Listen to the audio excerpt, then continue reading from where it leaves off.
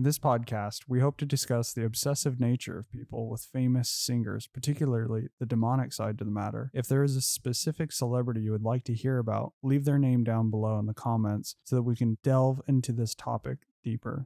So the obsession with celebrities has been something that has been around for eons, but particularly goes back to famous singers like Elvis. He was one of the first people that we saw to become this nationwide, worldwide mega icon. And what a lot of these singers do that a lot of people tend to ignore is have this demonic side to them. And when anybody ever brings it up, whether they're Christian or not, people usually just blow it off, say they're just trolling, they're just grifting to make Christians mad. Christians over exaggerate everything. This is another satanic panic. I found a Reddit comment about Taylor Swift. I've realized that anything popular or trending is, quote, satanic, according to some Christians. I guess you're not allowed to have fun and should devote every moment to worshiping God. So you're telling me that music labels are shelling out hundreds of millions of dollars on music videos, concerts, on song lyric writers, these photo shoots for magazines, all of the marketing that goes into it, just to make Christians mad and just to make a big meme out of it. Music is something that's been a part of human culture and nature since the beginning of time. In the Bible, we have David who wrote poems and songs to God. In the book of Psalms, basically any culture has had some form of music, whether it be singing, playing an instrument. And within Christianity, there's a popular belief that Lucifer was a song leader in heaven before he fell and was kicked out. So we read this in Ezekiel 28:13, where it says, and this is the King James Version, "Thou hast been in Eden, the garden of God. Every precious stone was thy covering, the sardius, topaz, and the diamond, the beryl, the onyx, and the jasper, the sapphire, the emerald, the carbuncle, and gold.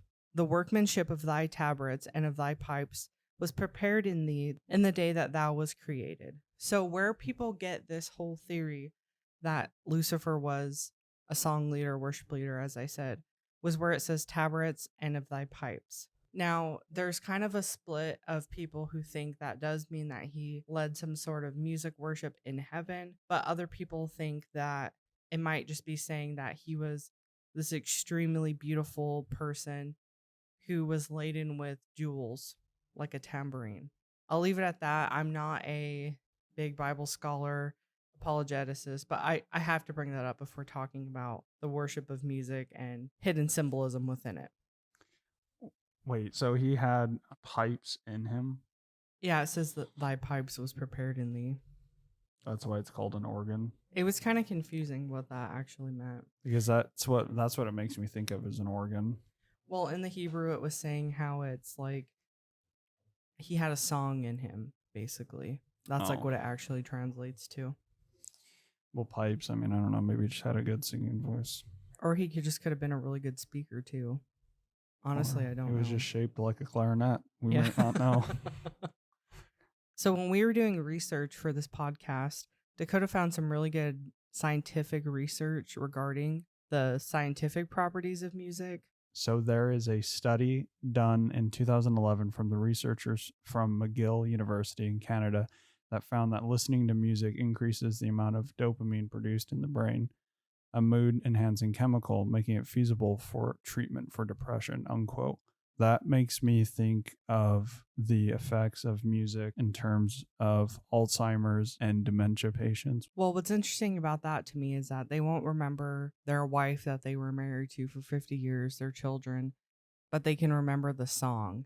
And I haven't done any research on this, but to me, it's almost like music puts you in some sort of trance state. And I mean, even if you don't have dementia, the second you hear a tune from when you were a kid or a song that you used to listen to as a teenager, your brain almost like immediately can put you back into the time when you heard that song. Like, oh yeah, I remember driving to prom when I was 16 and my friends and I were listening to this song. Or I remember my mom singing that to me as a baby.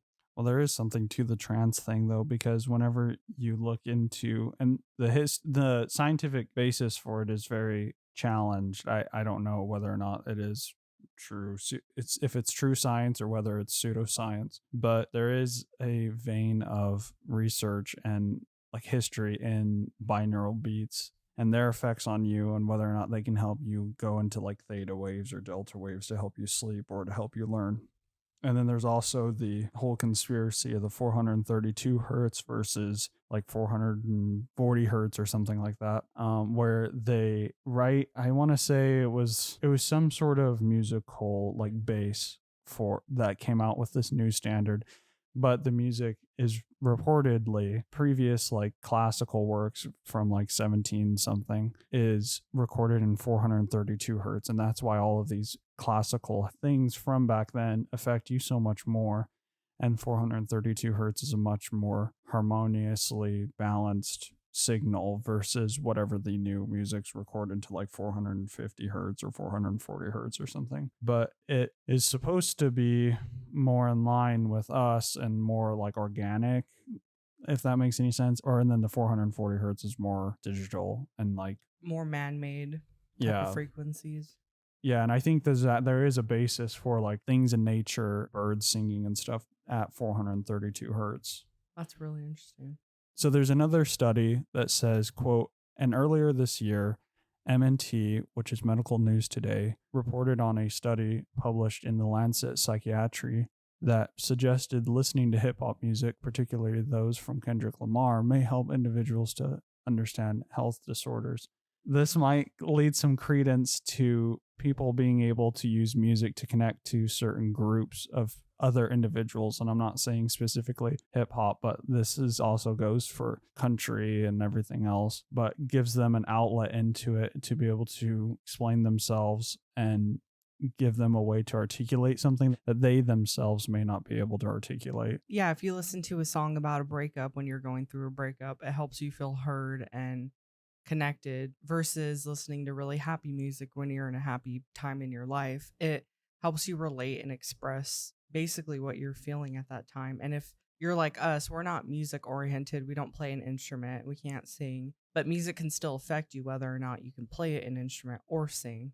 But I think it can even do it more so if you are gifted and being able to sing and play music. I mean, if you look up any live music performance, everybody playing instruments and singing, they're not just sitting there stone cold face, no movement at all. They're getting into the music, they're feeling it throughout their whole body. And it is almost like a spiritual act. Well, that's why you need to use some sort of music or like chanting or something for rituals, though, to help open up the avenue of that. And I mean, all music is just vibrations, and maybe there's something to that. I don't know. That also goes back to the whole 432 hertz versus whatever the other hertz is that I can't think of right now. But maybe that music that is recorded in a certain hertz range or a certain frequency range resonates with you versus some that doesn't. And that's why you don't like country music, because it doesn't resonate with you.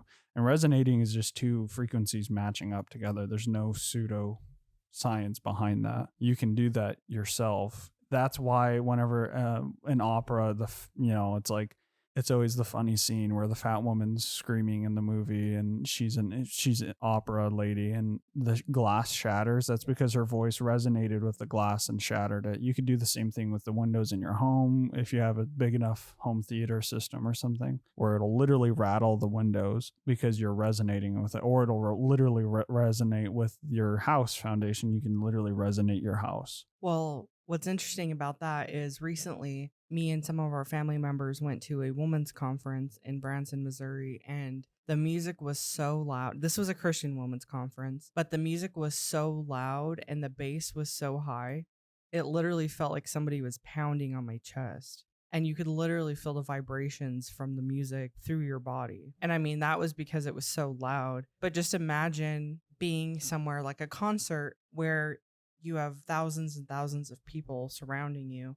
You're all singing the same songs. You're all listening to the same music. I think that music and those frequencies have a lot more power than a lot of people like to give credence to. Well, and this leads back into the frequency of it, though, and then the science of some cymatics, though, of visibly seeing sound and the vibration of sound. And that's whenever you can put like dirt or dust or whatever on a speaker and then tune the speaker to 432 hertz versus 440 hertz or whatever. And it will show different things. Yeah, And- it'll change the shape of the sand. It could be a Yeah. smiley face, or and they then you can make change it it turn to the into a evil star. hertz and it turns into like a sad face or something. But No, I've seen those videos. there is a theory though that it does do that cymatics shows kind of like if it's a more chaos looking image, then it would maybe that doesn't resonate with you. Maybe that just does something bad for you listening to it if it's doing that to the sound. I don't know. Well, and just to preface, we are Christian here, and I'm not a part of the New Age or anything like that. But there have been lots of studies done on modern Christian music literally being tuned and created in a certain way to make you feel certain things. Now, I'm not saying that the Holy Spirit can't work through these charlatans making the music, but they will make it to where people are more emotional when they hear that song. And it's not just the lyrics that are making them feel that way. It's literally how the music is orchestrated and played out and repeated over and over. Like we were saying earlier, it almost puts people in a trance state. And to me, I don't like that. I want to feel the Holy Spirit move on his own, not being forced through this music, which, by the way, is usually written by people who are not very good people. So actually, there is a study published by the NIH, the National Institute of Health, and they did a double-blind cross study of 440 hertz versus 432 hertz and the health effects of it. And just as a summary, those results were 432 hertz tuned music was associated with a slight decrease of mean blood pressure values, a marked decrease in the mean of heart rate, so it helped lower your heart rate and soothe you out, and a slight decrease of the mean respiratory rate, which is how much you're breathing in and out, compared to 440 hertz. The subjects were more focused about listening to music and more generally satisfied after the sessions in which they listened to 432 hertz tuned music. So And this is versus the 420. 440 hertz. And in the conclusion, the data suggests that 432 hertz tuned music can decrease heart rate more than 440 hertz tuned music. But anyways, I just thought that was interesting that there's an actual literal published study of a double-blind study that was published in 2019, kind of putting it, I guess, to an end of the 440 hertz versus 432 hertz. Yeah, like scientific. It's not just some weird woo-woo. And that just thing that shows it's people not new agey either. This goes back to just because we're talking about vibrations and frequencies, what is sound? It is vibration and frequencies. It is not new age to be talking about that. Now it is new age to put your belief system behind it, but there is scientifically provable facts that show sounds and frequencies, aka sound and other things, do affect you. And they do that in horror movies too. They do infrasound. Well, yeah, if you've ever watched a really old horror movie, you're like, this is so stupid. Why does anybody think this is even scary? Well, it's because they weren't putting in those frequencies and noises that you can't even hear in the background of the movie, almost like a dog whistle.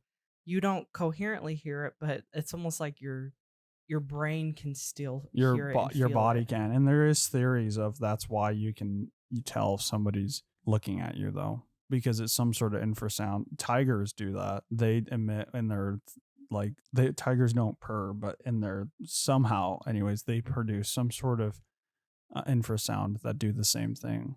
So with the talk of celebrities and music, we have to mention some of the most famous singers and bands of all time. So Elvis Presley, I would say, is probably one of the first people who really pushed the needle towards young teenage girls being obsessed with a singer. If you look up videos of women at an Elvis concert, you were telling me the other day, there was literally reports of them peeing their pants. Like uncontrollably peeing their pants. Elvis concerts and in the Beatles concerts, yeah. Yeah, so Elvis is one of the biggest Whether or not ones. that's a public, or I mean like a pop culture like legend, that wasn't actually true. It's still, I think nowadays you can see how likely that would be. Elvis kind of set the stage for the modern listening and obsession with a celebrity, but what we were discussing did even more so than that, and like really, really pushed us into what we see now was the Beatles. Now, the Beatles, every old person alive now can name at least 5 songs, sing them, whether they were Christian, non-Christian, no matter where they were born, they all know the Beatles. And then after the Beatles was really famous, we start seeing more women pop stars coming into the picture, like Madonna. We'll get into her a little bit later. And then we have singers like Prince, the band Queen, Michael Jackson, the Backstreet Boys, Britney Spears, Beyonce, Justin Bieber. My goodness, the obsession with Justin Bieber for my generation. Well, not even just from the younger generation, but from the older generation trying to Ugh. groom him. Oh, yeah.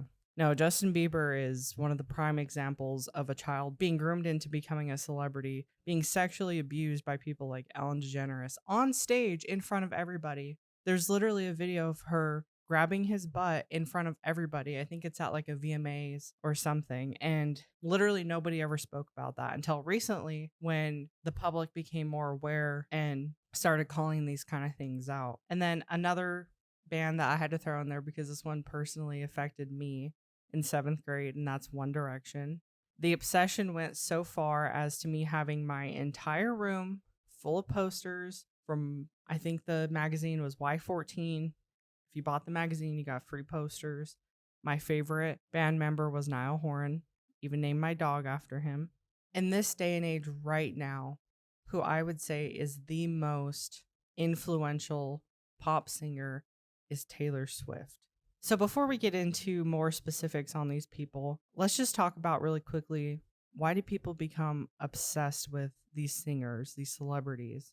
Why I think a lot of people become so obsessed with these celebrities is because, number one, they want to feel like they're a part of something. They want to fit in. If you didn't have a lot of friends or people to talk to before you declared that you were obsessed with Taylor Swift, well, now you find, if you're a teenager or a kid at school, you find other people at your school who are obsessed with them.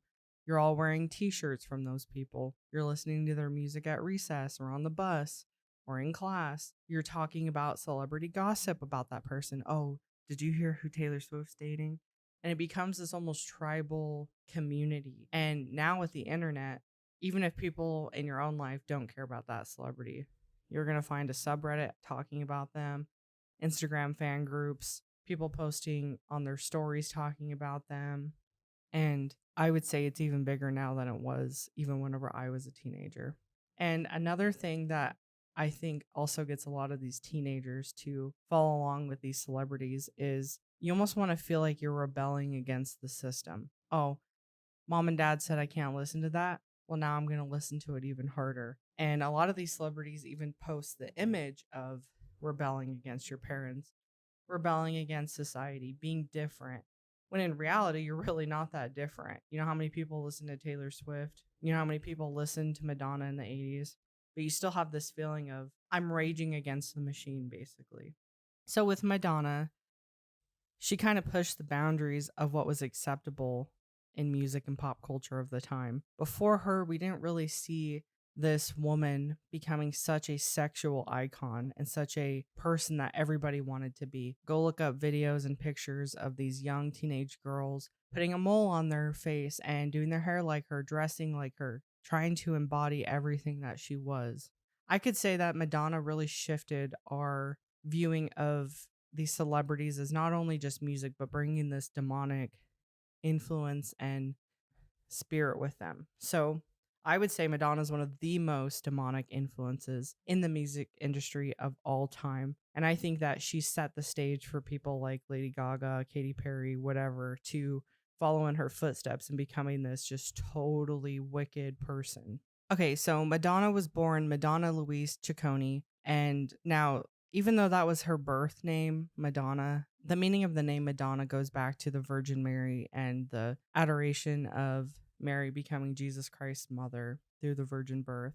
What's really ironic about Madonna is that she takes her name and basically is the complete inverse of anything Christian or holy. And she constantly makes fun of Jesus and biblical themes. Recently, in January of 2023, she was on the cover of Vanity magazine for France, depicted as the Virgin Mary in a very twisted and weird sexual way.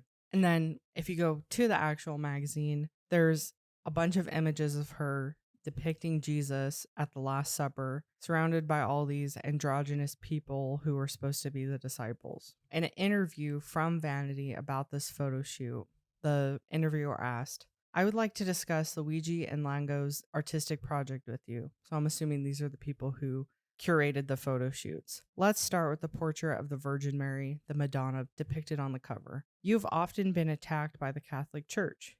And this is what Madonna had to say. "Look at the picture. I'm crowned, dressed in a sumptuous dress, and I'm standing on an altar. Do you know what state of mind I was in? I felt left to pasture, weakened. It was just a photo taken in a studio, yet it brought me back to Rome, when I was harshly criticized by the Vatican. I grew up in a Catholic family, and being attacked by the church was a shock. With my work, I was just trying to do good, but it eluded them. I knew right away that the problem was with them and not with me. They didn't understand that my songs brought people together, that they gave them the freedom to express themselves. I was just applying the teachings of Jesus. My detractors were hypocrites." It's a really bold statement to say. And I'm not saying Christians can't be nasty, but if you're not around children, you can look up the picture. It's disgusting. And I couldn't name all of Madonna's demonic songs because we would literally be here for hours. Her most popular song of all time, Like a Prayer, is extremely demonic, standing in front of these burning crosses. She starts making out with this saint in the church. It's really weird. And then recently she came out with these two songs, one called Illuminati and one called Devil Pray. She's been in the music industry and in pop culture since the 80s, and she's still out there on stage doing all these demonic things. If you want to see something really demonic, go look up the 2011 Super Bowl halftime show. If you know anything about Saturn and the Black Cube of Saturn cult and their symbolism, you'll have a heyday with that video. So now I want to talk about Taylor Swift. So a little background for those who have somehow never heard of Taylor Swift, which I don't know how you couldn't have. In 2004, at age 14, Taylor Swift signed a music publishing deal with Sony and became the youngest person to sign in the company's history. Her parents, they were both some sort of financial advisors, and they lived in Pennsylvania and then moved to Tennessee in order for her to pursue her music career. There's a lot to unpack with Taylor Swift.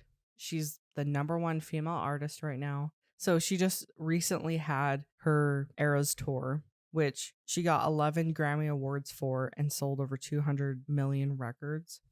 So this is big. With Taylor Swift and her Eras concert, she traveled around the world, and after her concert started popping up, a lot of people started reporting feelings of amnesia. They would go to her concert, take pictures, videos of it, but then the next morning they couldn't remember anything, or they can only remember bits and pieces of what actually took place. Now, this kind of goes back to us talking about how music is almost putting people in some sort of trance state. And I think there's something more to it too than just the music itself. I think it's the lyrics that she's saying and that ritualistic dances and things that she's doing on stage. First, let's talk about her music video, Willow.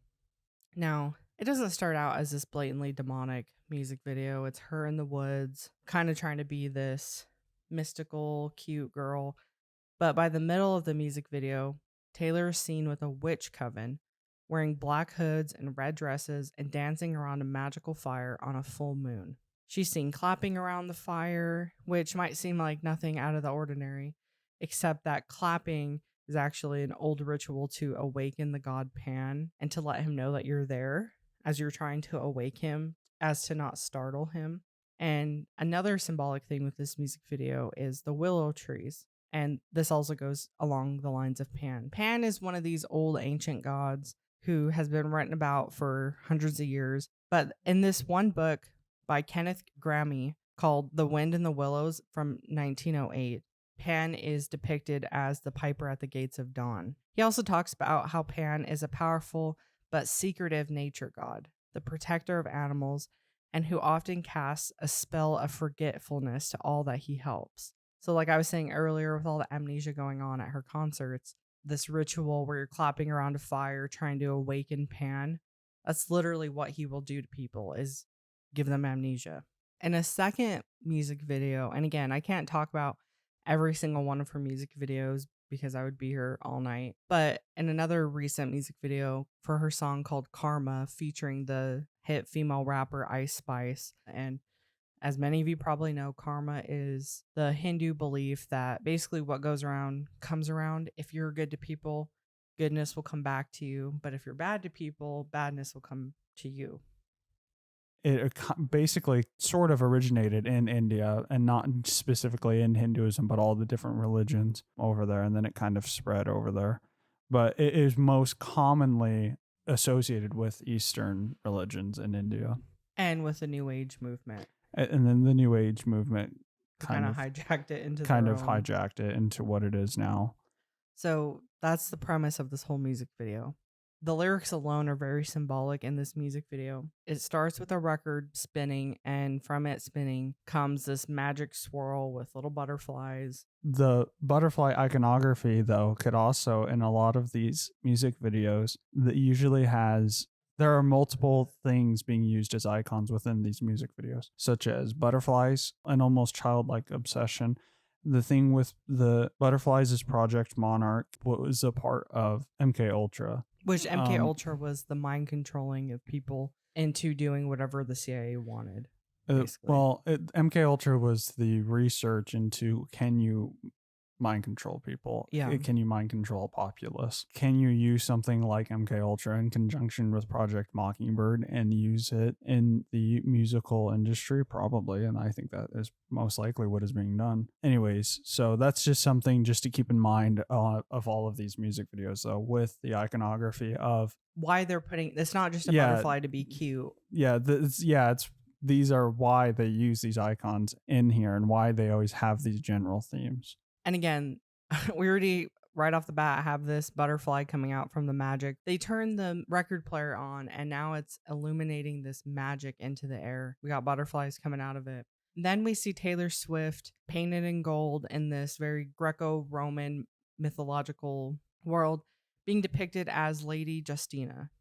So she's being depicted basically as Lady Justice, who is a Greek and Roman mythological symbol representing law and order. And the idea behind Lady Justice is that she weighs out the good and bad in a situation without seeing who is being judged, and then delivers justice through the sword that she carries. But the important thing to keep in mind is that Lady Justice is blindfolded. And if memory serves, she isn't blindfolded in this music video. Nope. She's not dealing law and order. No, she's without a blindfold, and she basically is standing there, raising and lowering each of her arms, kind of determining, but she's looking right at the viewer. Like you were saying, there's no... It isn't blind justice. There is no justice in it. No. So we see her doing that. And also the world is kind of destroyed a little bit in the background. Like the pillars are starting to crack, and there's an overgrowth of plants around it, if that means anything to you.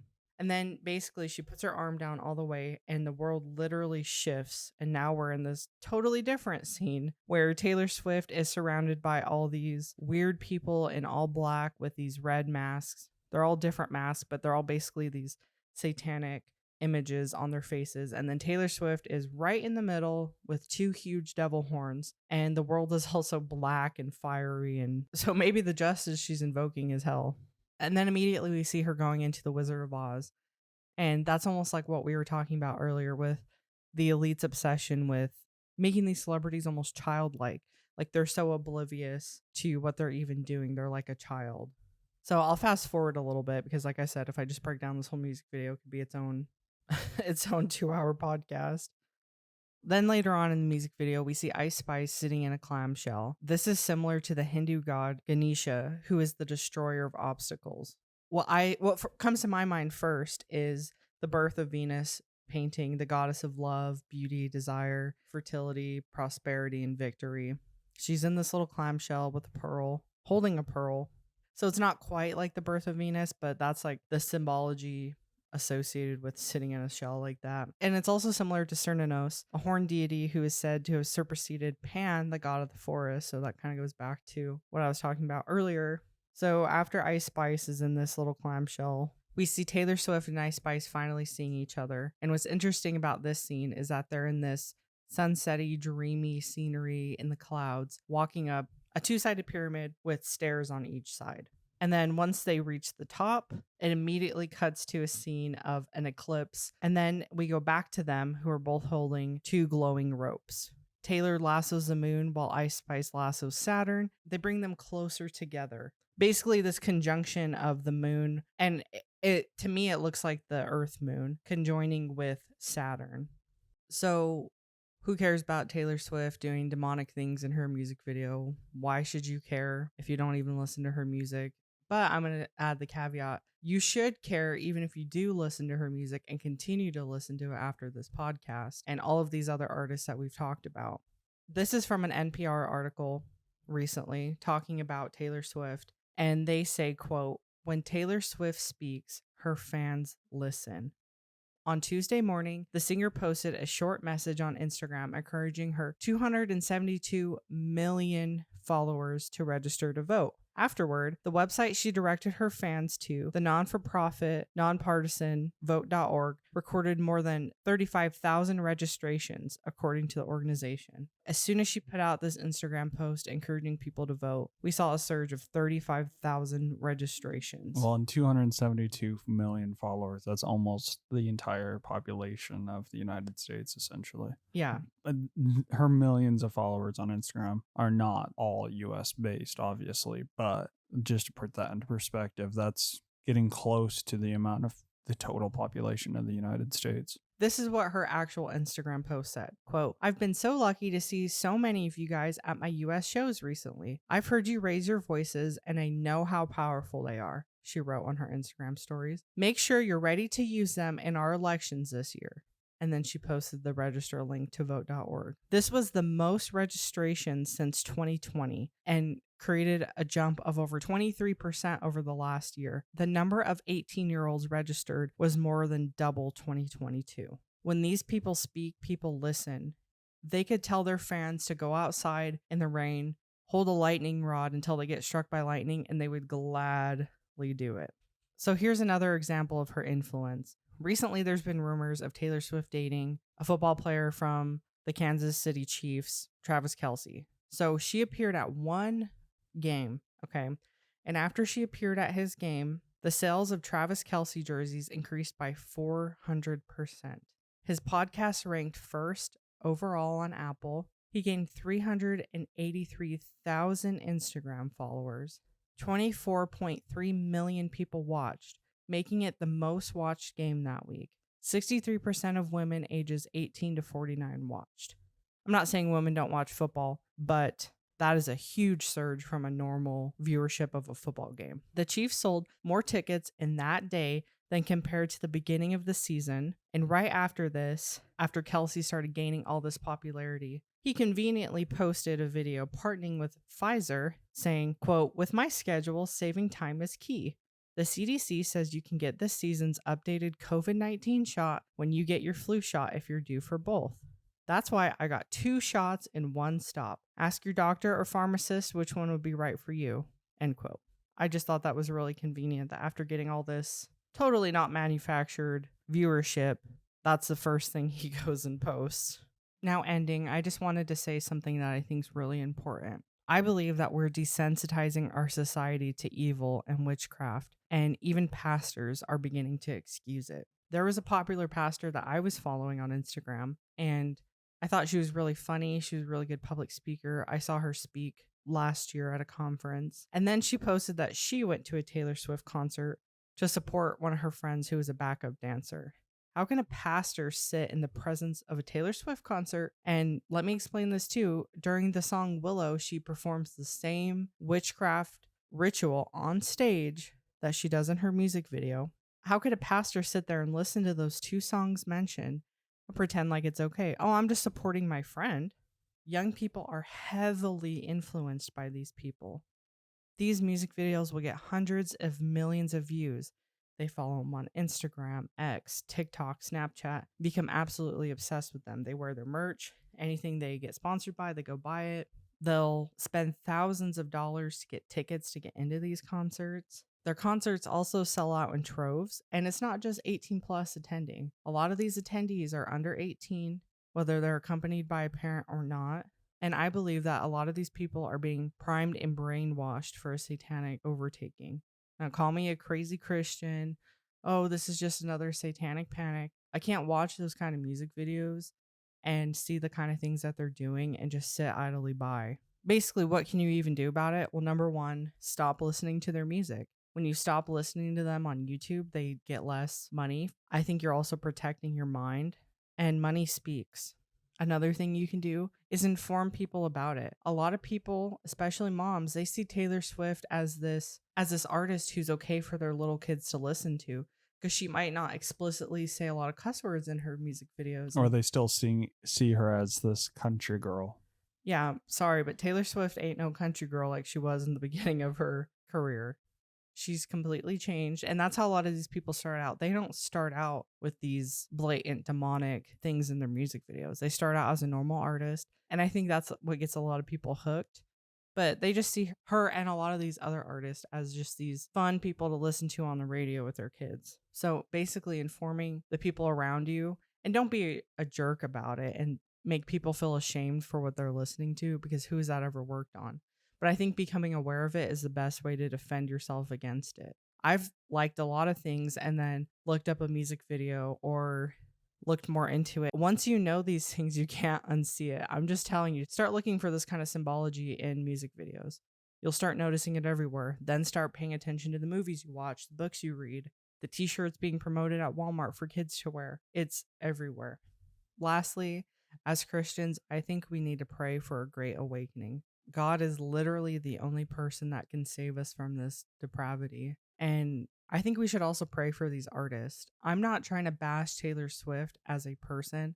I don't think a lot of them know the total ramifications of their actions. They're just being told by a producer or a manager to do these things. Now, I don't think that excuses them from the behavior, but there is a much darker plot at play here. Now, on that, guys, thank you so much for listening to this podcast episode. Please leave down below in the comments anything else you want us to talk about. It doesn't have to be about the music industry. It could be anything conspiratorial, supernatural. Leave it down below. Let us know what you want to hear. We'll talk to you guys in the next one. I was going to say we'll see you in the next one, but you can't see me. But you can't see me. You'll see me in the valley.